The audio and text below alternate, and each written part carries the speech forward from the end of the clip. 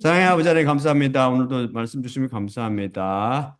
오늘도 제가 십자가 복음을 들고 이 자리에 섰사오니 주님께서 제게 계시해 주신 그대로 말씀하신 그대로 더하거나 빼지 않고 전할 수 있도록 인도하시고 받는 우리 그리스도인들도 주님께서 말씀하신 그대로 받아들일 수 있도록 제가 전하는 전하 받는 우리 그리스도인 모두에게 은혜를 내려주시옵소서. 모든 말씀 우리 주 예수 그리스도의 이름으로 기도드립니다. 아멘.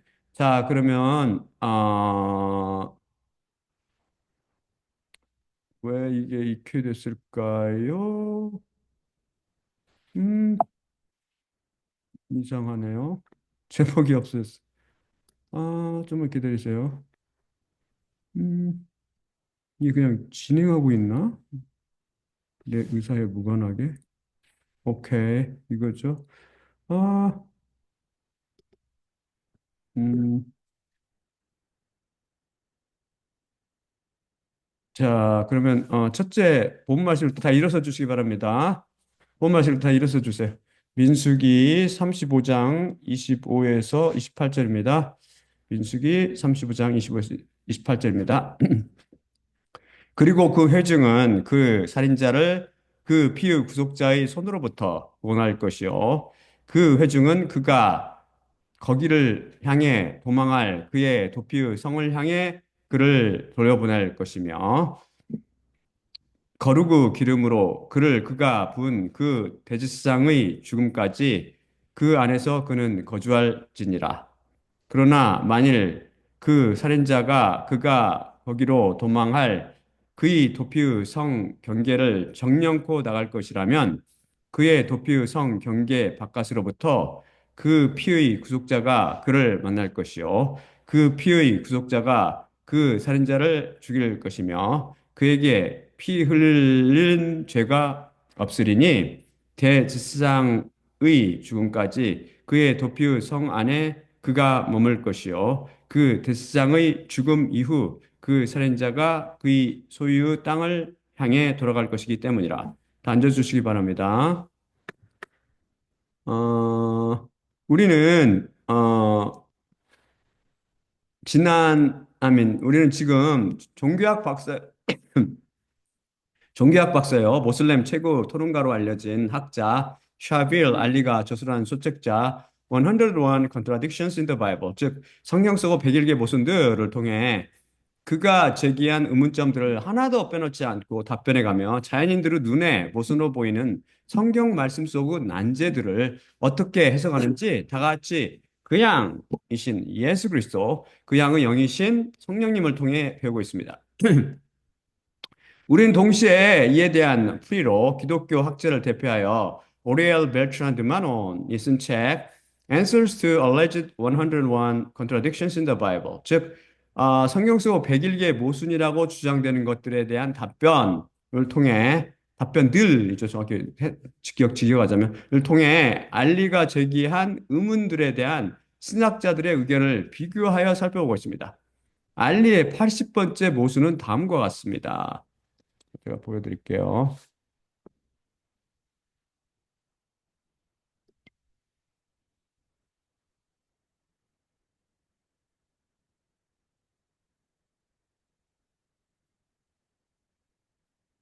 음, 그것은 다윗이 하나님의 집에 들어가서 거룩한 떡을 먹었을 때 누가 대제사장이었나요? 라는 의문이죠. 마가복음 2장 26절입니다. 아비아달 대제사장의 때에 어떻게 그가 하나님의 집 안으로 들어갔고 진서로 떡들을 먹었으며 제사장들 외에는 그것들을 먹는 것이 적법하지 않았는데 또한 그와 더불어 있던 자들에게 주었느냐. 다음은 사무엘상 21장 1에서 6절입니다. 그리고 다윗이 놉을 향해 제사장 아히멜렉에게로 왔더니 아히멜렉이 다윗을 만나 떨었더라. 그리고 그에게 그가 말했으니 왜 당신 혼자이며 당신과 함께 남자가 없어? 그러자 다윗이 제사장 아히멜렉에게 말했으니 왕이 이를 저에게 하셨고 그가 저에게 말씀하였으니 내가 나를 보내는 그 일과 너에게 내가 명령한 것을 남자가 아무것도 모르노라. 그래서 하인들을 이러이러한 장소로 제가 향하게 하였나이다. 그런데 지금 당신의 손 아래 무엇이 있어? 떡 다섯이나 혹 발견된 것을 제 손 안에 주소서. 그러자 그 지사장이 다윗에게 대답했으니 제 손 아래 쪽에 더럽혀진 떡은 없으나 당신의 하인들이 정령 여자로부터 삼가했다면 거르고 떡이 있어. 그러자 다윗이 그 제사장에게 대답하며 그에게 말했으니 제가 나갔을 때 지난 3일간 여자가 저희에게 삼가졌다면 그것이 더럽혀진 길이었지만 그 하인들의 그릇들이 거룩함이었을진데 얼마나 더 오늘 남자가 그 그릇 안에서 거룩하겠어. 그러자 그 제사장이 거룩한 것을 그에게 주었으니 그것이 취해진 날 여러 떡을 드려고 여호와의 앞으로부터 치운 진서로 떡밖에는 거기에 떡이 없었기 때문이라. 그리고 사무엘상 22장 19에서 20절입니다. 그리고 높 제사장들이 성을 칼날로 그가 쳤으니 남자부터 여자까지 아이부터 젖먹이까지 그리고 소와 나귀와 양을 칼날로 그가 쳤더라. 그런데 아이두브 아들 아히멜렉에게 한 아들이 탈출하였으니 그의 이름은 아비아달이었고 그가 다윗의 뒤를 쫓아 도망했더라. 이 기사를 한번 요약해 봅시다. 다윗이 이스라엘의 초대 왕인 사울에게 쫓겨 달아나다 당시 하나님의 성막이 있던 노브 땅에 이르러 제사장 아히멜렉에게 들어가서 자기와 함께하던 하인들에게 먹을 것을 달라고 부탁합니다. 그러자 제사장 아히멜렉이 자기가 가진 것은 없고 단지 하나님께 바쳤던 진서로 떡밖에 없다며 제사장들 외에는 먹는 것이 적법하지 않는 진서로 떡을 다윗과 그 일행에게 줍니다. 그때 도액이라는 에돔 사람이요 사울의 그 목자장이가 지금 거기에 있었죠. 그는 나중에 사울에게 자취점을 다 일러 바칩니다. 그러자 사울이 노하여 노베 모든 지상들을 도액을 시켜 진멸합니다. 그때 성읍 모든 사람들과 가축 등이 죽임을 당했는데 제사장 아히멜렉의 아들 아비아달만 탈출하여 다윗에게 합류합니다. 아비아달만 탈출했는지 모르지만 아히멜렉이 아비아달이 아히멜렉의 아들 아비아달이 탈출하여 그 다윗에게 가지요. 율법에 따르면 지장들 외에는 먹지 못하는 거르고 떡을 다윗과 그 일행이 먹고도 죄를 범하게 되지 않는 비밀에 대해서 제 117강 은혜란 무엇인가 편에서 살펴봤습니다. 그 설교를 다시 들어보며 은혜의 제대로 된 정의를 배우도록 하세요. 은혜에 대해서 아무도 모르죠. 믿음에 대해서 제대로 모를 뿐만 아니라 은혜도 모르죠. 안타깝게도.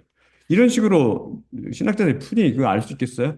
알리가 아히멜렉이 대제사장일 때 다윗이 그에게 가서 진설로 떡을 먹었고 나중에 그 일이 사울에게 털로 나서 그 지방과 지상들을 다 죽였다고 사무엘상은 증언하는데 왜 마가복음에서는 예수님께서 대사장 아비아달 때 그 일이 있었느냐며 이것이 모순이라고 지적했습니다. 이에 대해 드마노는 메가더 목사를 이용하여 저 유명하죠. 마가복음이 대제사장 아비아다르 때에란 표현은 다윗이 그 하인들을 데리고 진서로 떡을 먹은 사건이 아비아달이 제사장이었을 때 일어나지 않고 그의 아버지 아히멜렉이 대제사장이었을 때 일어났지만 아히멜렉은 죽고 아비아달이 그를 이어 대제사장이 되었으므로 이 일은 그 생애에 일어난 사건이라고 볼 수 있다고 주장했습니다. 따라서 헬라어 원문 에피 아비아살 알케레우스 즉는 대제사장 아비아다르 때가 아니라 during the lifetime으로 해석하여 대제사장 아비아다르 생애라고 해석해야 한다는 것입니다. 그것은 안타깝게도 헬라어 전치사 에피의 쓰임을 잘 몰라서 우기는 것입니다. 이 전치사는 소유격과 역격과 목적격을 취하여 약간씩 다른 뜻을 나타내거나 비슷한 뜻 혹은 같은 뜻을 나타내는데 여기서는 에피에 소유격이 붙은 형태로 in the time of나 during으로 제가 번역했듯이 아비 아달 대지상의 때에로 번역해야 하며 모든 번역 성경이 다 비슷한 뜻으로 제대로 번역했습니다. 메가더 목사의 풀이가 잘못되었다는 뜻이죠. 에피에 그런 뜻이 있다는 주장은 그에게 처음 들은 궤변입니다. 안타깝게도 신학자들은 성경 말씀을 아전인수격으로 자기 멋대로 사사를 푸는 것이 습관화되어 있는 것 같습니다. 그러면서 하나님을 위해서라고 생각하죠, 자기는. 알리? 너는 모슬렘, 나는 기독교인. 내가 하나님 대면해서 이렇게 훌륭하게 풀어야지. 이런 것 같아. 안타깝죠, 그게. 이것이 하나님 앞에서 거짓말하는 것이며, 한 글자 한 글자를 테러하라는 성경의 가르침에서 크게 벗어납니다. 이런 왜곡이 자꾸 반복해서 일어나는 이유는 성경 말씀을 그냥의 계시가 아니라 자기가 가진 이성과 감성을 동원하여 해석하려 덤벼들기 때문입니다. 우선 히브리어로 제사장은 코헨이라고 합니다. 대제사장은 여기에 거대한이나 큰이라는 뜻을 갖는 가도를 붙여서 코헨 가도이라고 부릅니다. 대제사장은 제사장들 중에서 기름 부음 받아서 유임되었는데 모든 제사장이 기름 부음 받죠. 특히 구별돼서 그게 기름 받아서 유임되었는데 멜기세덱이 최초 대제사장이었으며 영원한 대제사장인 예수님의 다른 이름이라고 제 185강에서 배웠죠. 이 비밀도 아무도 모르더라고. 보면서도 몰라, 그거를. 안타깝게도 그러죠. 그 후 대제사장은 그림자인 율법을 통해 기름 부음에 의해 임명되었는데, 어, 대제사장이 그 첫째가 바로 누구죠? 바로 아론입니다. 모세가 기름 부었죠. 이때 모세는 예수님을 비유한다고 배웠습니다. 그때 제사장 옷에 감춘 비밀 그걸 실드 배웠죠. 하지만 아론을 대제사장이라고 묘사하는 곳은 성경 말씀 중 에스라 7장 5절 딱 한 군데에 나옵니다. 하나님께서도 모세를 통해 그를 대제사장이라고 직접 부르시지 않으셨습니다. 왜 그럴까요? 이들은 모두 참 대제사장인 멜기세덱, 곧 예수 그리스도를 비유할 따름이기 때문입니다. 대제사장은 아론 이후 그 아들 엘라살과 이다말을 통해 승계되었죠. 아, 성경학자들은 사울 시대에는 이다말 계열의 아히멜렉이 대제사장으로 지냈고 다윗 시대에는 이다말 계열의 아히멜렉의 아들 아비아달과 엘르아살 계열의 사독이 대제사장으로 지냈으며 그 이후 솔로몬 시대에 아비아달이 아도니아 반란에 가담하였다가 주기를 잃고 낙향하여 지상직을 박탈당함으로 하나님께서 엘리 집안에 대한 하나님께서 저주를 내리시잖아요. 하나님 말씀이 정확히 예언이 성취되게 되죠. 그 이후 사독 자손이 대지상직을 계승한 것으로 추정된다고 성경학자들은 주장합니다. 사실 그것은 가설에 불과하고요. 성경적 뒷받침이 부족합니다. 성경을 통해 하나님께서는 대제사장과 제사장을 구분하시지 않으십니다. 어차피 대제사장은 예수님 한 분이시니까요. 대제사장을 그냥 제사장이라고 묘사하지요. 하지만 일반 제사장을 대제사장이라고 표현하시지는 않습니다. 물론 특별히 대제사장이란 직함을 붙이는 경우도 있습니다. 구약에. 이때 대제사장은 예수님의 그림자라고 생각하면 얼추 맞습니다. 대제사장으로 추정되는 아히멜렉과 아비아달 및 사독 등을 구약은 단 한 번도 코헨가도 즉 대제사장이라고 증언하고 있지 않습니다. 단지 신약을 통해 예수님께서 여기서 이제 살펴봤듯이 아비아달을 대제사장이라고 표현하십니다. 토라, 즉 모세 오경을 통해 어떤 특정인을 지칭하여 대제사장이라고 단 한 차례도 묘사하지 않습니다. 아론도 엘라살도 다 마찬가지입니다. 그들은 모두 하나님의 제사장들로 불립니다. 미국 신학 거두인 메가더 목사가 이런 잘못을 저지른 것은 성경 말씀을 축자적으로 진리로 받아들이지 못했기 때문입니다. 신학, 곧 철학이라는 백그라운드 때문이죠. 마가복음 2장 26절에 아비아달 대제사장 때에 란 말씀은 글자 그대로 참요, 거짓이 아닙니다. 대제사장 아비아달의 생애에 라는 표현이 절대 아닙니다.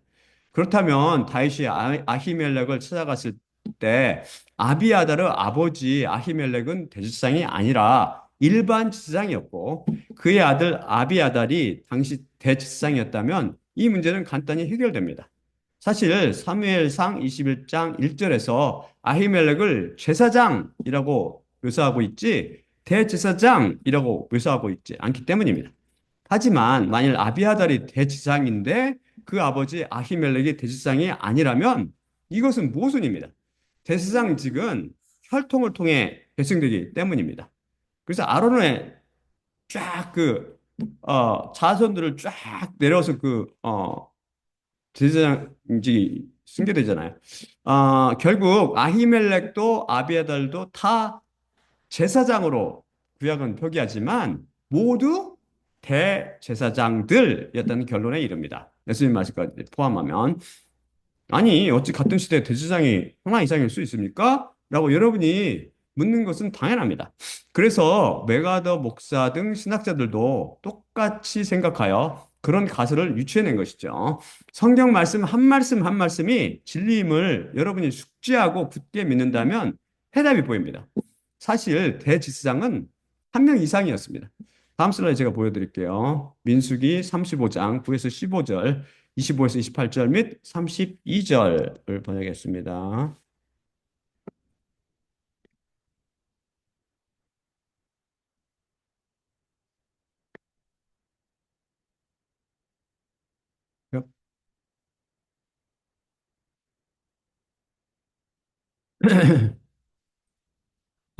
제가 읽어드릴게요. 그리고 여호와께서 모세를 향해 말씀하셨고 이르시니 이스라엘의 아들들을 향해 너는 말하며 그들을 향해 너는 말할지니 너희 자신이 가나안 땅을 향해 요단을 건널 때 너희에게 성들을 너희는 지정할지니 도피의 성들이 너희에게 있을 것이라.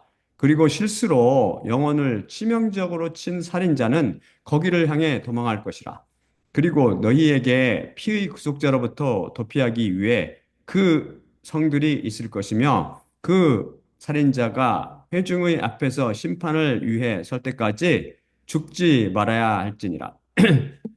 그리고 너희가 둘 그 성들은 너희에게 여섯 도피성들이 있을지니라. 그 성들 셋을 요단의 측면으로부터 너희가 둘 것이요.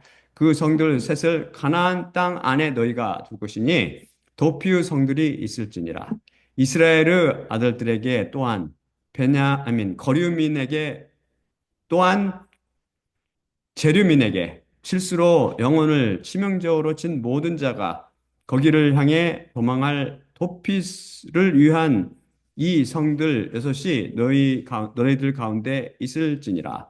중약 그리고 그 회중은 그 살인자를 피의 구속자의 손으로부터 구속할 것이요 그 회중은 그가 거기를 향해 도망할 도피성을 향해 그를 돌려보낼 것이며 거르고 기름으로 그가 부은 그 대장의 죽음까지 그 안에서 그는 거주할지니라. 그러나 만일 그 살인자가 그가 거기로 도망할 그의 도피의 성 경계를 정령코 나갈 것이라면 그의 도피의 성 경계 바깥으로부터 그 피의 구속자가 그를 만날 것이요. 그 피의 구속자가 그 살인자를 죽일 것이며 그에게 피 흘린 죄가 없으리니 제사장의 죽음까지 그의 도피의 성 안에 그가 머물 것이요. 그 대제사장의 죽음 이후 그 살인자가 그의 소유의 땅을 향해 돌아갈 것이기 때문이라. 중약 그리고 그 대제사장의 죽음까지 그의 도피의 성을 향해 도망한 자가 돌아가 그의 땅 안에 거주하도록 속전을 너희는 받지 말지니라. 이해되세요? 도피성에 대한 이야기입니다. 우선 여기서 보듯이 하나님께서는 이스라엘 민족이 가나안 땅을 정복하여 거주하게 된다면 도피성 여섯을 요단을 경계로 양쪽에 셋씩 두라고 말씀하셨습니다. 모두 여섯이며 각 도피성에는 누가 있어요? 대제사장이 있었고 고의가 아니라 실수로 살인한 자는 자신의 죄의 값을 피를 흘려 보복함으로 치르러 쫓아오는 피해 구속자로부터 이 성 안으로 도망하여 피신할 수 있었습니다. 그는 자기가 머물던 도피성의 대제사장이 죽을 때까지 머물러야 했습니다. 그 대제사장이 죽으면 비로소 자기 소유 땅, 곧 고향으로 돌아갈 수 있었지요. 여기서 분명히 보듯 대제사장이 도피성마다 있었으니 도합 몇 명 있어요? 여섯이 있었습니다. 확실히 이해 가지요. 도피성 중 한 곳에만 제사장이 있었다면 이 명령은 거짓이 되고 맙니다. 그럴 수는 없겠죠. 따라서 대지상은 성막이나 성전의 대지상을 합해서 최소한 7명이 이스라엘에 있었습니다. 그리고 이 도피성에 대한 명령은 사실 영적 의미가 있습니다.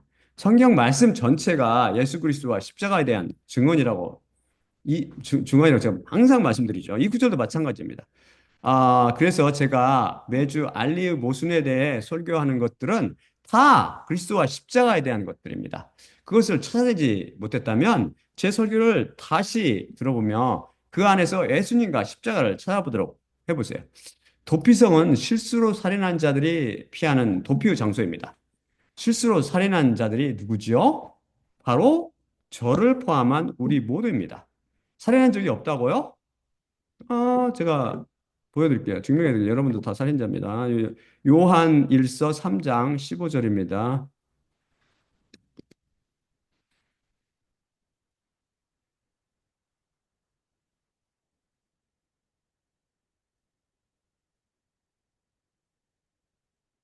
나와 있죠. 음, 그 형제를 미워하는 그 모든 자는 살인자이니 살인자마다 그의 안에 머물고 있는 영생을 갖고 있지 않는 줄을 너희는 알고 있노라. 그 모든 자는 살인자. 그 모든 자. 어, 누구만 살인자가 아니고 그 모든 자. 그러니까 형제를 미워하는 그 모든 자가 여기서 성경 말씀 분명히 증언하죠.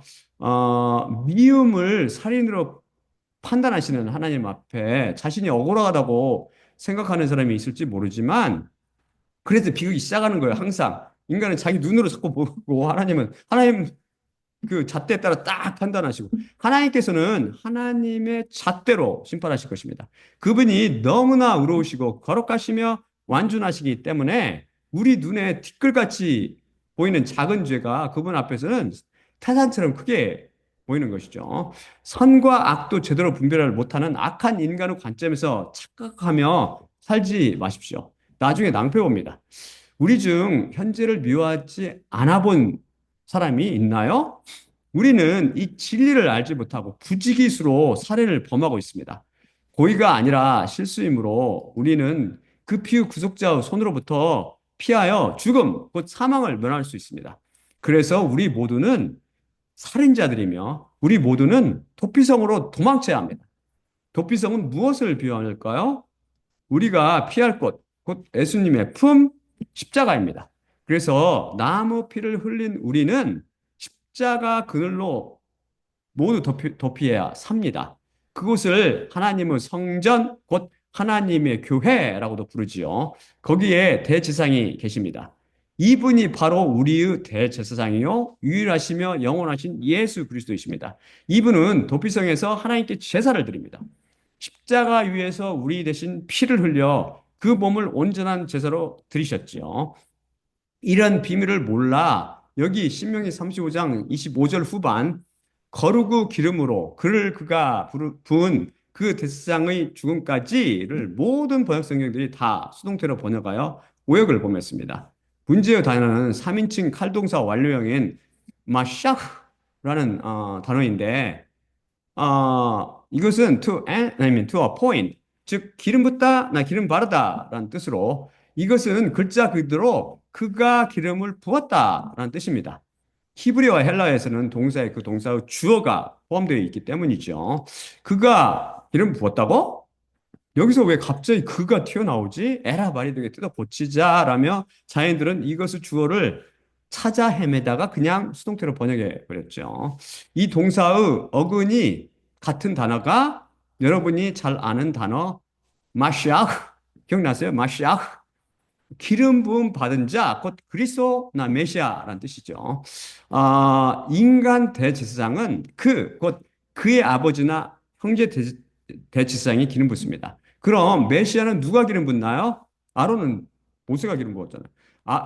그러면 메시아는 누가 기름 붓나요? 바로 성부 하나님이시죠. 결국 여기서 대제사장은 예수 그리스도를 비유하니 신명기 35장 25절 후반 거루고 기름으로 그가 부은 그 대지상의 죽음까지를 고쳐서 영적으로 풀면 성령으로 하나님께서 기름 부은 그 대지상 예수 그리스도의 죽음까지란 뜻이 됩니다. 즉 살인자는 대지상이 죽기까지 그 도피성에서 나가면 안 됐습니다.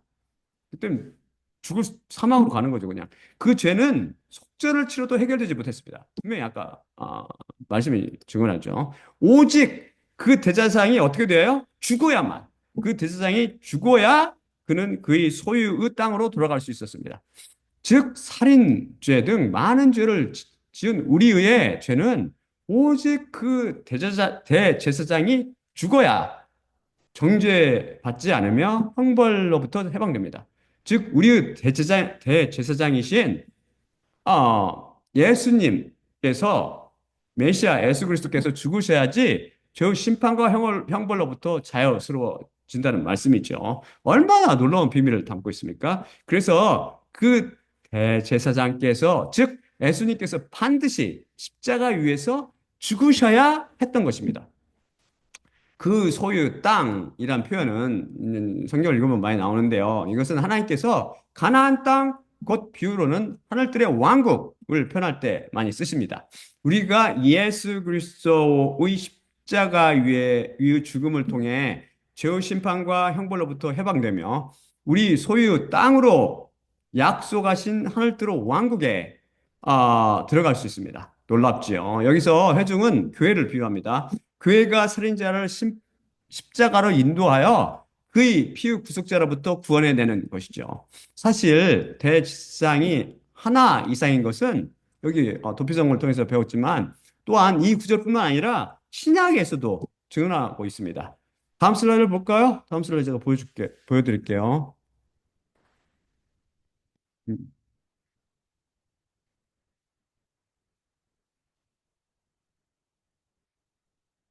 네. 어, 마태복음 16장 21에서 22절입니다. 그때로부터 예수님께서 그분의 제자들에게 반드시 그분께서 예루살렘으로 떠나셔서 장로들과 대제사장들과 복수형 율법학자들로부터 많이 고난당하시며 죽음당하시고 사흘째 일으켜 주셔야만 함을 알려주시기 시작하셨더라. 그러자 그분을 자신에게 이끌며 베드로가 꾸짖기 시작하며 그분께 이르니 하나님께로부터 당신께 은혜가 있기를 바라나이다. 주님, 이것이 결코 당신께 있지 않을 것이니이다. 다음이 누가복음 3장 2절이죠. 대지사장 안나스와 가야바의 때 안에 사가랴의 아들 요한 위에 그 광야 안에서 하나님의 말씀이 생겨났더라. 요한복음 18장 13절. 그리고 첫째로 안나스를 향해 그들이 인도했으니 가야바의 장인이었기 때문인데 가야바는 조해의 대제사장이었더라. 음, 그 다음에 사도행전 26장 12에서 13절에도 바울 고백입니다. 그것들 안에서 그 대제사장들에게 속한 고난과 이임장과 함께 다마스커스 안으로 가고 있는데 정오에 그 길을 따라 제가 보았으니 왕이여 하늘로부터 태양의 찬란함을 뛰어넘는 빛이 나와 함께 가는 자들을 불러 비췄나이다.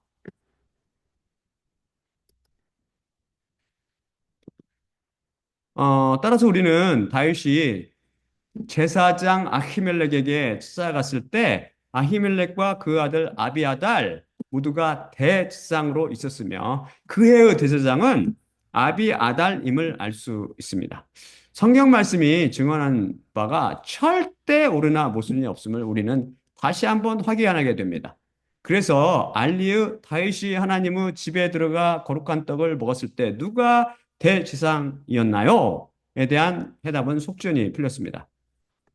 여기서 제가 하나 더 살펴보고 싶은 것이 있습니다. 그것은 떨며 맞이하는 제사장 아히멜렉에게 다윗이 임기응변식으로 거짓말을 했다는 것입니다. 제사장 아히멜렉이 왜 당신 혼자이며 당신과 함께 남자가 없어? 라고 묻자 다윗은 왕이 이를 저에게 명령하셨고 그가 저에게 말씀하셨으니 내가 너를 보내는 그 일과 너에게 내가 명령한 것을 남자가 아무것도 모르노라. 그래서 하인들을 이러이러한 장소로 제가 향하게 하였나이다라고 거짓말했습니다. 그는 지금 쫓기는 신세사의 양이 뭐뭘 왕이 뭘 명령이 뭘 명령해요. 근데 이 거짓말의 결과 어떤 결과를 갖냐면 제사장 아히멜렉이 다윗에게 진서로 떡도 주고 골리앗의 칼도 주는 등 환대를 베풀어 나중에 그는 물론 노 도시 전체가 멸망당하는 결과를 가져오게 됩니다. 임기응변의 거짓말이 커다란 비극을 불러온 것이죠. 하지만 이것에 그치지 않습니다.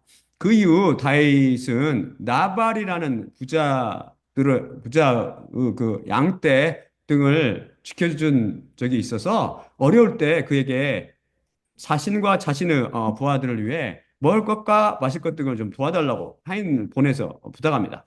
그런데 나발은 다윗의 청을 냉정하게 거부하며 그를 모욕합니다. 그러자 다윗이 화가 나서 다음처럼 말합니다. 사무엘상 사무엘하죠. 25장 21에서 22절입니다. 제가 보여드릴게요.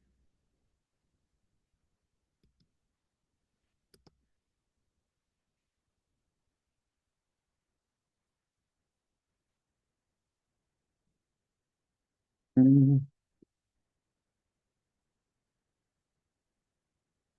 여기는 사무엘상이라고 쓰고 저기는 사무엘하라고 써 있네. 사무엘상일 거야 아마.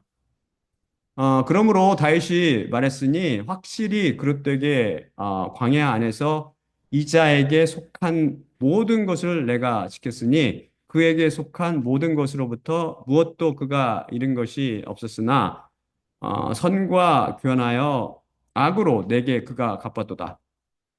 만일 그에게 속한 모든 것으로부터 아침까지 담에 대고 오줌 누는 자를 내가 남겨둔다면 하나님께서 다윗의 원수들에게 이렇게 행하실 것이며 또 이렇게 더하여 행하시리라. 성경은 때로는 이게 어, 노골적이라고 해야 되나. 아무튼 비속어적인 표현도 쓰죠. 담에 대고 오줌 누는 자들, 남자를 뜻하는 거예요. 남자. 다윗은 여기서 보듯이 아침까지 나발에 속한 것들 중 담에 대고 오줌 누는 자, 곧 남자를 하나로 남겨두지 않을 것이라고 하나님을 대고 말합니다. 그는 이 말을 지켰나요? 그때 누가 나타나냐면 슬기롭고 아랫다운 나바르 아내가 떡과 포도주 및 요리한 양, 볶음국식 건포도 및 무화과 등을 들고 중재에 나서자 자기가 한 말을 시건해 버립니다. 다윗이. 만일 그에게 속한 모든 것으로부터로 시작하는 22절 히브리어 문장은 if의 뜻이 있는 접속사 im을 쓰고 있는데 이것은 히브리어 문장어 특이한 용법으로 맹세의 표현 다음 im이나 im로 즉 if나 if not 번역하여 만일 뭐뭐한다면 이나 만일 뭐뭐하지 않는다면 이라는 표현이 등장하면 그 반대의 의미를 강조하여 나타냅니다. 바로 다음에 하나님께서 내게 벌을 내리고 내리시리라나 이와 비슷한 조주의 말이 생략되어 있기 때문입니다. 여기서 여호와께서 다윗의 원수를 어떻게 행하실 것이며 또 이렇게 하나님께서 다윗의 원수들에게 이렇게 행하실 것이며 또 이렇게 더하여 행하시리라입니다. 이것을 모든 한글 성경들이 이상하게 번역했는데요. 다윗에게 벌을 내리실 것이라는 의미도 아니고 다윗의 원수들에게 벌을 내리실 것이라는 뜻은 더욱 아닙니다. 이것은 만일 자기가 지금까지 나발에 속한 모든 것 중에서 남자를 하나로 남겨둔다면 하나님께서 다윗의 원수들을 남겨주시고 또 더욱 많이 남겨주실 것이다라는 의미죠. 원수가 많이 남을수록 무슨 결과가 나와요? 자신을 괴롭히며 해를 끼칠 거 아닙니까? 그렇게 맹세한 것이죠. 그는 결국 하나님의 이름을 헛되이 부른 것에 준하는 죄를 범했습니다. 여호라고 부르지는 않았죠. 하지만 하나님이라고. 또한 무지한 피를 흘릴 뻔한 죄를 성급히 입으로 내뱉는 죄도 저질렀습니다. 나발만 죽이면 죽였지 왜 그 속에 남자 다 죽였다. 하나님께서는 다윗의 아히멜렉에게 하신 거짓말과 아까 아히멜렉 제사장에 거짓말했잖아요. 그리고 또 스스로 지금 한 헛된 맹세 및 화가 나서 무지한 피를 흘리겠다고 경솔히 말실수를 한 것에 대해 뭐라고 평가하셨을까요? 다음 슬라이드 제가 보여드릴게요. 열왕기상 15장 4에서 5절입니다. 음,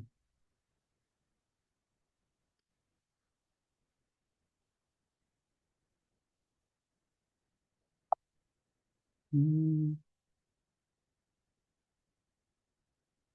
네, 이게 갑자기 나타나지? 음, 이거 다시.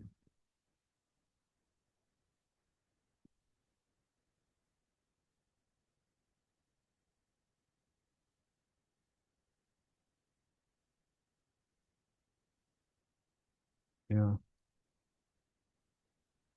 읽어드릴게요. 제가 열왕기상 15장 4에서 5절입니다.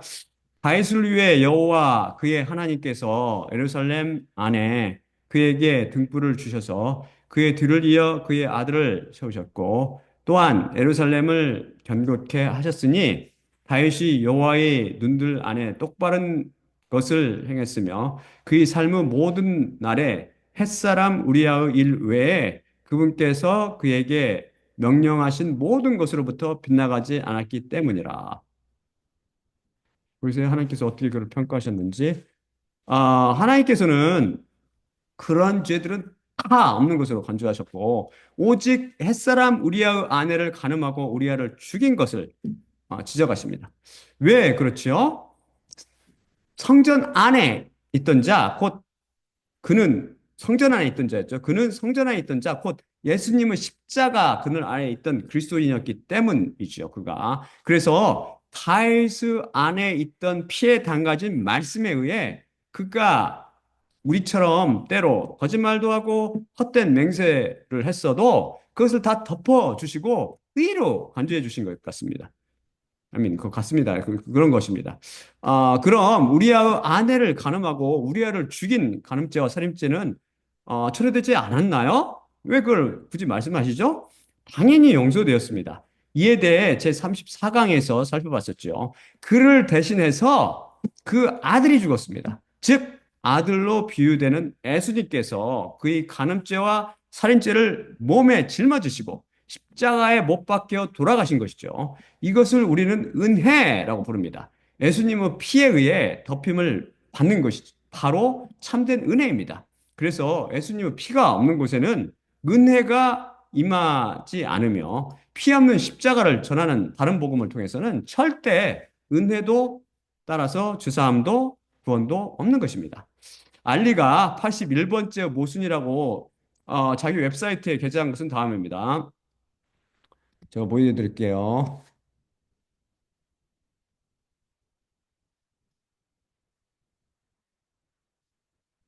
아우, 알겠어요. 제가 어떤 잘못을 저질렀는지 제가 딱 지금 깨달았어.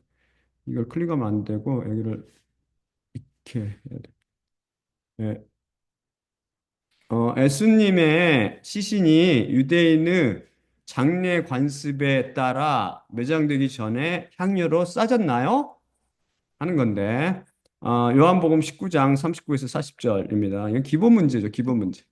그러자 또한 니고데모, 첫째로 밤에 그분께 왔던 자도 몰약과 얼로에 섞은 것 약 100파운드를 가지고 왔더라. 그러므로 예수님의 몸을 그들이 받았고 그 향료들과 함께 아마천들로 메었으니 그것은 유대인들에게 매장하기 관습과 같더라. 현재로 되겠죠. 그다음에 마가복음 15장 46에서 16장 1절까지입니다. 그리고 아마포천을 사서 그분을 내려놓은 후 그가 아마포로 쌌고 그분을 바위로부터 깎아낸 무덤 안에 놓았고 그 무덤의 문 위에 돌을 굴려 놓았더라. 그러자 막달라 마리아와 요새의 어머니 마리아가 어디에 그분이 놓여 있는지 보고 있었더라. 그리고 그 안식일이 지난 후 막달라 마리아와 야고보 어머니 마리아와 살로메가 와서 그분을 기름 바르려고 향료들을 샀더라. 아, 풀리세요?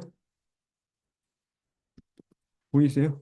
알리는 요한복음은 니고데모가 모략과 알로에 섞은 것을 가져와 예수님을 아마천들과 함께 메었다고 증언하는데 반해 마가복음은 요셉이 향료로 싸지 않고 그냥 싼 것에 언급이 없이 그냥 맨몸을 아마포에 싸서 마리아 등 갈릴리로부터 온 여인들이 나중에 향료로 싸려고 향료를 샀다고 증언한다는 것입니다. 이에 대해 두마노는 스펜스와 엑셀의 강단 주석 및 라벌슨의 신약 안에 있는 단어 그림들이란 책을 인용하여 니고데모와 요셉이 예수님의 시신을 금요일 곧 유월절에 서둘러 싸느라 향료를 충분히 쓰지 않았으며 그래서 마리아 등 여인들이 보다 충분한 향료를 써서 완벽하게 바르기 위해 향료를 샀다는 것입니다. 이 사람들 말하고 진짜 웃습니다. 알리도 신학자들도 성경 말씀을 3차원으로 재정렬하여 보는 눈이 없기 때문에 성경을 못으로 보며 성경에 전혀 근거 없는 이런 억지 주장을 하는 것입니다. 순서 사고범서에 따르면 예수님께서 오후 3시에 사망하시자 요셉이 빌라도에게 당돌하게 나가서 예수님의 시신을 걸려줄 것을 빌라도님께서 벌써 돌아가셨다는 것을 듣고 깜짝 놀랐다고 그랬죠. 그런 경우를 경험한 적이 없기 때문에 십자가형을 한 사람이 6시간 만에 죽었다고 깜짝 놀라 진위를 확인한 후 그 시신을 요셉에게 내줍니다. 그러자 니고데모도 거기에 와서 둘이 같이 예수님의 시신을 아무도 누인 적이 없는 바위를 깎아 만든 무덤 안에 내려놓습니다. 그리고 몰약과 알로에 섞은 것을 이용하고 아마포에 싸서 유대인들의 관습에 따라 서두르지 않고 제대로 안치시킵니다. 이것을 갈릴리로부터 온 여인들이 보고 있었는데 그들이 산 것은 누가복음과 요한복음이 공히 증언하듯 아로마타 곧 향료들입니다. 똑같은 말이죠. 이 니고모데가 가져온 것도 아로마타로 돼 있는데 아로마의 복수형. 하지만 3차원적으로 다시 재정렬해 보면 누가복음 3장 56절은 그 여인들이 향료들과 더불어 미론 즉 향유를 샀다고 증언합니다. 향유를 본 여인 기억나세요? 그 여인들은 유대인의 장례 관습에 따라 요셉과 니고데모가 예수님의 시신을 모략과 알로에가 섞인 향료로 아마포에 싸서 안 싸자 제대로 공손하게 쌌죠. 조심조심. 서둘러 싸지 않았어요. 조심조심 싸자 안식이 지난 후 다시 와서 그 몸을 뭘로 이번에는 향료와 더하기 향유, 미론으로 바르려고 그것들을 산 것입니다. 그들이 향유를 산 것은 매우 중요한데 왜냐하면 그 이유는 예수님께서 메시아이심을 그들이 믿었고 특히 마리아는 예수님께서 돌아가시기 전에 시신이 향유를 붓는 것에 대해, 자신이 돌아가기 전에 마리아가 부었잖아요. 마리아가 자신이 향유를 붓는 것에 대해 다음처럼 말씀하신 것을 기억하였기 때문입니다. 예수님께서 말씀하신 걸 기억한 거죠. 옛날에 배웠는데 나는지 모르겠어요. 향유를 부은 여인에 했었죠. 요한복음 12장 7절이죠.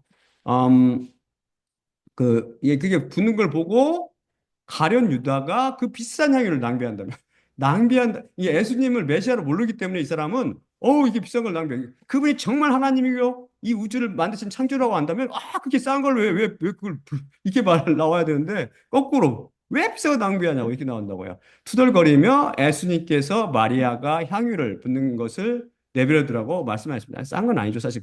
마리아는 자기가 진실로 그 힘들게 모은 것을 전부 바친 거예요. 그래서 이분은 그럴 가치가 있기 때문에 우리 예수 그러면서 예수님께서 메시아임을 고백했다고 그랬죠.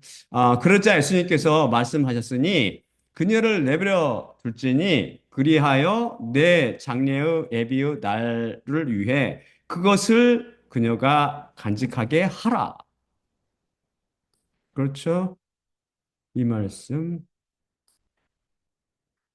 어, 제자들과 달리 마리아는 예수님의 말씀을 마음속에 간직한 것 같습니다. 예수님께서 일곱 귀신 들렸던 자신을 치료해 주시고 또한 죽었던 자기 형제 나사로를 다시 살리시자 그녀는 예수님께서 생명의 왕이신 메시아이심을 확신했던 것 같습니다. 그래서 다른 사람들과 달리 그 비싼 향유를 예수님께 부어 그분께 메시아이심을 고백하였고 또한 장례의 예비의 날을 위해 향유를 사서 준비했던 것입니다. 요셉 및 니고데모와 마리아 등 여인들이 향유를 산 목적이 다르다는 것은 마가복음 16장 1절의 알레이포, 즉 어노인트인 기름을 바르다라는 단어 때문입니다. 이것은 향유를 예수님께 부어 그분이 메시아임을 선포했을 때 썼던 바로 그 단어입니다. 결국 마리아를 비롯한 갈릴리에서 온 여인들은 예수님께서 메시아이심을 믿었으며 그래서 예수님께서는 그들 중에 마리아에게 가장 먼저 나타나셨고 다음 누구한테 나타났어요? 제자들에 나타났어요? 아니요. 여자인들, 그 여인들에게 나타나신 것으로 생각됩니다. 이건 제 개인의 추정이죠. 성경 말씀은 살펴볼수록 소스라칠 정도로 놀랍게 완벽합니다. 그래서 성경이 온통 모순투성이니 오류투성이니라고 떠드는 것은 얼마나 두렵고 큰 죄인지 깨닫게 되죠. 알리의 거짓말죄 아니에요. 완전 거짓말죄. 알리의 모순 82번째를 볼까요? 그 여자들이 향유를 산 것은 언제입니까? 이거는 잘못 해석하면 해석을 잘못하게 됩니다. 이거는 잘 보세요. 많은 사람들이 걸려 넘어지죠. 이게 제가 성경 해석한 그대로 한번 읽어보세요. 제가 해석한 그대로 읽어봐도 헷갈릴 헷갈릴 수 있죠. 어, 자, 읽어드릴게요. 마가복음 16장 1절입니다. 그리고 그 안식일이 지난 후 막달라 마리아와 야고보 어머니 그러니까 그 여자들이 향유를 산 것이 언제냐 그걸 명심하면 잘 들어보세요. 그리고 그 안식일이 지난 후 막달라 마리아와 야고보 어머니 마리아와 살로메가 와서 그분을 기름 바르려고 향유들을 샀더라. 그리고 다음이 바로 누가복음 23장 50에서 24장 1절 사이입니다. 그리고 보라, 요셉이라는 이름의 남자가 부문인데 선하고 의로운 남자로 이자는 그들의 계획과 행실에 동의하지 않고 있었고 유대인들의 성 아리마대로부터 왔는데 하나님은 왕국을 고대하고 있었더라. 이자가 빌라도에게 앞으로 나와 예수님의 몸을 요구했고 내려놓은 후 그것을 아마포로 둘러쌌으며 아무도 아직 눕혀 있던 적이 없는 벼낸 무덤 안에 두었더니 에비우 날이었고 안식일이 가까웠더라. 그런데 그 여자들이 따라왔는데 그녀들은 갈릴리로부터 그분과 함께 왔으며 그 무덤과 그분의 몸이 어떻게 놓인 것을 봤더라. 그리고 돌아가 향료와 향유를 준비하였고 안식일을 그 계명을 따라 쉬었더라. 그리고 한 주 깊은 새벽에 그들이 준비했던 향유들을 가지고 그 무덤으로 그들이 왔더라. 풀리세요? 언제 샀어요? 이들이? 언제 산 것 같아요? 이에 대해 두마노는 그러니까 알리는 뭐라고 했냐면 알리는 마가복음은 안식일이 지난 후 마리아 등이 향유를 샀다고 증언하는데 반해 누가복음은 예수님께서 무덤에 안치되신 이후 즉 금요일 유월절 오후에 사서 준비하였다며 서로 모순이라고 주장했습니다. 이에 대해 두마노는 길의 그 성경 전체의 상설이라는 책을 인용하여 누가복음도 마가복음도 다 맞는데, 왜냐하면 마리아 등 여인들은 금요일 오후에도 샀고 그것이 조금 모자라다고 모자라다고 생각하여 이게 오직 성경 원칙 다 벗어나는 거라고. 이런 것들은 웃음이 나죠. 웃음이 조금 모자라다고 생각하여 안식 후 첫날 곧 일요일에도 샀답니다. 저는 확실하지 않으면 그러고 추정된다고 제가 말씀드리잖아요. 아까 아빠도 저라고 제 개인적으로 생각합니다. 이렇게 말씀하는 거. 성경에 없는 이야기 하지 말자고. 우리는 이들이 어떻게 이들이 이런 식으로 픽션을 쓰는 이유는 성경 말씀을 참으로 일어난 사건을 기록한 역사책으로 보지 않고 수능 문제집으로 보기 때문입니다. 실제로 그 당시 이스라엘로 한번 가볼까요? 갈릴리에서 온 여인들은 안식일을 철저히 지키는 유대인들이었습니다. 그들은 금요일 예수님께서 돌아가시자 그분께서 무덤에 안장되는 것을 확인한 후 향유와 향료를 사러 곧바로 시장에 가서 향유와 향료를 사서 준비했습니다. 그래서 원문은 언제든지 쓸 수 있도록 애비되다라는 뜻의 헤토이마조의 부정과 가형을 쓰고 있습니다. 완전히 준비됐다는 거죠, 이게. 예수님께서 돌아가신 후 오후 3시와 해가 지는 7시경에는 4시간의 여유가 있습니다. 지금 시간이 아니고 에이프릴 그러니까 3, 4월 그때로 이렇게 제가 계산해 컴퓨터로 조회해 보니까 7시쯤이 일몰이래, 일몰. 그러니까 3시 7시 사이는 4시간의 여유가 있습니다. 그분이 요셉과 니고데모에서 몰락과 알로에와 함께 암호포에 쌓여 누이는 것을 확인하고 난 후 향유와 향료 등 향품을 살 시간이 있었을 것입니다. 그렇다고 성경이 증언하죠. 그리고 곧 저녁, 곧 안식일이 되자 그들은 십계명을 따라 쉬었습니다. 성경이 정확히 증언하는 바죠. 자, 그들이 안식일에 무엇을 사는 것은 절대 안 됩니다. 그렇죠? 안식일 어긋나는 거죠. 그리고 안식 후 첫날, 곧 예수님께서 부활하신 일요일은 토요일 해질 때부터 시작하는데 그때 어주어지기 시작합니다. 그때 마리아 등 여인들이 다시 시장에 가서 향료와 향유를 샀다고 보기 어렵지요. 어두운데 여자들이 돌아다닐 수 있었을까요? 또한 성경은 여인들이 향료와 향유를 언제든지 쓸 수 있도록 애비했다, 헤토이마저 곧 준비했다라고 증언한다고 이미 배웠죠. 그들은 마가복음 16장 1절 그리고 그 안식일이 지난 후 막달라 마리아와 야고보 어머니 마리아와 살로메가 와서 그분을 기름 바르려고 향료들을 샀더라를 잘못 이해하여 이런 오류를 범한 것 같습니다. 이 말씀을 알리와 신학자들 포함한 자연인들은 안식일이 지난 후 마리아 등이 향료를 샀더라고 잘못 이해했습니다. 이것은 그런 뜻이 아니라 마리아 등이 향유를 샀는데 그 이유는 안식일이 지난 후 그분께 기름 바르려고 샀다는 뜻입니다. 이 차이가 구별되세요? 예를 들어서 제 아내가 12월 30일에 12월 31일이 지나고 1월 1일 새해가 되면 먹으려고 떡볶이 떡을 사왔습니다. 그래서 12월 30일에 제가 물었습니다. 뭘 사왔어? 그러자 아내가 12월 31일이 지난 후 1월 1일 먹으려고 떡볶이 떡을 좀 샀어요. 라고 대답했습니다. 그럼 이 떡을 산 것이 1월 1일입니까? 아니지요. 또한 12월 30일에 떡볶이 떡을 샀다고 저에게 말한 아내의 말과 1월 1일에 먹으려고 떡볶이 떡을 샀다는 아내의 말이 서로 모순입니까? 전혀 아니지요. 바로 마가복음 16장 1절이 정확히 그런 뜻입니다. 막달라 마리아와 야고보 어머니 마리아와 살로메가 향료들을 산 것은 금요일 오후였고 그들이 그것을 산 목적은 안식일이 지난 후 예수님을 기름 바르려고 했던 것이지요. 이들이 이런 혼동을 한 이유는 사실 마가복음 16장 1절은 마가복음 15장 47절 바로 다음에 와야 하며 마가복음 16장 2절이 사실 세 장의 첫 구절이 되어야 하기 때문입니다. 장이 갈리니까 이 사람들은 장이 갈렸다고 생각하는 사실 성경의 장과 절은 다 인간이 인위적으로 갖다 붙인 것입니다. 13세기 초에 천주교 아르치비숍 스티븐 랭턴과 추경 카디널 휴고 드 생토 카로 사람이 이 장을, 챕터, 장을 구분하는 체계를 만들어 냈는데 이것을 The System of Archbishop Langton이라고 부르며 현대 성경의 장을 나누는 기준이 되었습니다. 절은 16세기의 로버트 에스티엔이라는 파리에 사는 개신교 인쇄공이 장의 절을 갖다 붙여서 인쇄하기 좋게 현대 성경의 절이 탄생하게 되었습니다. 그 라틴어 이름은 로버트 스테파누스인데 때로 로버트 스티븐스라고 불리기도 했습니다. 1551년에 헬라 신약 성경에 절을 붙여 출판했고 1553년에 히브리어 구약 성경에 절을 붙여 출판했습니다.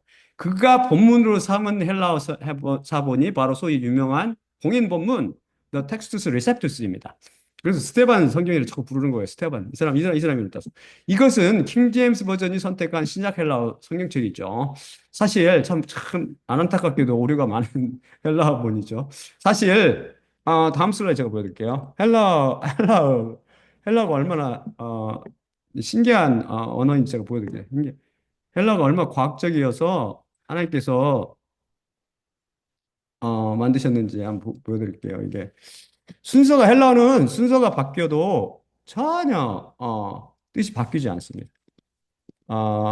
여기 보듯이 제가 설명해 드릴게요.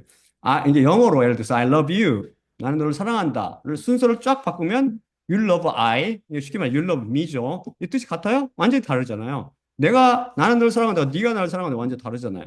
근데 헬라어는 이거를 제가 헬라어로 쭉 바꿔주면은 에고 내 자신이란 말이고요. 여러분 잘 알죠? 아가파오는 내가 사랑한다는 말입니다. 헬라 동사에는 주어가 포함되어 있다고 그랬죠. 내가 사랑한다. 새는 너를 이란 말입니다. 그러니까 에고 아가파오 새. 내 자신이 사랑한다 너를 이란 말과 이걸 쫙 바꾸면 에가파오 새 에고란 말. 사랑한다 너를 내가 내 자신이. 이것은 이퀄 새 에고 아가파오 너를 내가 내 자신이 사랑한다. 같은 뜻이고요. 이건 같은 뜻으로 또한 에고 새 아가파오 내 자신이 너를 내가 사랑한다. 그다음에 아가파오 이것은 또한 아가포 에고 새 내가 사랑한다 내 자신이 너를 이거 똑같은 뜻이고 새 아가파오 에고 그러니까 너를 내가 사랑한다 내 자신이 이건 우리말로도 좀 어색하지만 헬라어는 전혀 어색하지 않게 다 똑같은 뜻이에요. 내 자신이 너를 사랑한다.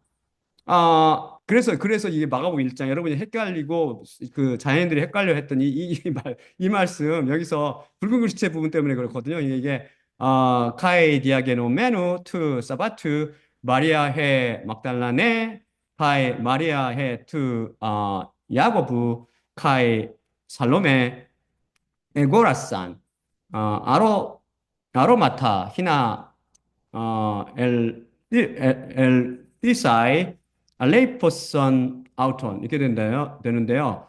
이것을 그대로 제가 번역하면 그리고 그 안식일이 지난 후 막달라 마리아와 야고보 어머니 마리아와 살로메가 와서 그분을 기름 바르려고 향료를 샀더라. 이걸 제가 그대로 번역한 건데 이 그 부분을 뒤로 딱 빼서 뜻을 보다 명확하게 해주면 카이 마리아 해 막달라네 카이 마리아 해투 야고부 카이 살로메 에고라산 아로마타 히나 알류테아 아일랩소신 아우톤 디아게노메누 투 사바투로 돼서 그리고 막달라 마리아와 야고보 어머니 마리아와 살로메가 향로들을 샀는데 그 안식일이 지난 후 와서 그분을 기름 바르려고 함이었더라 라는 뜻이 됩니다. 이제 뜻이 분명해지며 마가복음과 누가복음이 서로 모순이 아닌지 확실히 이해가 되지요. 성경 속에는 모순이 있을 리가 만무합니다. 저는 막 그런 확신을 가지고 보기 때문에 다 보인다고요, 다. 물론 어린 양의 계시가 있지만, 어린 양의 그 양의 계시가 있지만, 알리의 83번째 모순부터 87절까지는, 87번 모순까지는 이미 제 169강 인본주의자들이 찾아낸 성경 속의 오류들 시리즈를 통해 살펴봤습니다. 그 설교를 다시 들어보기 바랍니다. 오늘도 어김없이 성경 말씀은 우리를 실망시키지 않았습니다. 성경 말씀에 오류나 모순이 있다고 주장하는 자는 스스로 눈이 먼 자요 창녀 포도주에 취한 자임을 만천하에 떠들어대는 자입니다. 이 절대부 진리 말씀에 우리 영혼을 맡깁시다. 자, 그럼 마지막으로 고린도전서 11장 23에서 26 읽고 마치겠습니다.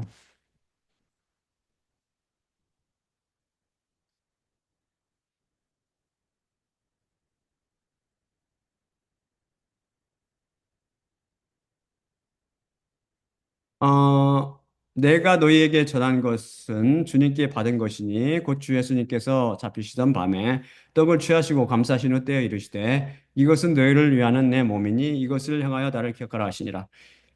식후에 또한 그와 같이 잔을 취하시고 이르시되 이 잔은 내 피로 세운 새 언약이니 이것을 행하여 마실 때마다 나를 기억하라 하시니라. 그러므로 너희가 이 떡을 먹으며 이 잔을 마실 때마다 주님의 죽으심을 그분이 오실 때까지 전파할지니라.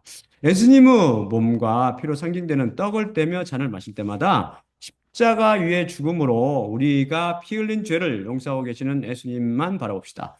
또한 나의 십자가를 기억하고 내가 다시 올 때까지를 전파라고 말씀하신 예수님과 그분의 죽으심을 기억하고 전하며 하나님의 백성 여러분이 십자가로 도피하여 대제사장이신 예수님의 피를 통해 죄와 사망과 마귀의 권세에서 해방되기를 기도드립니다. 자, 그러면 제가 기도하고 마치도록 하겠습니다. 사랑의 아버지 하나님 감사합니다. 오늘 말씀 주심을 감사합니다.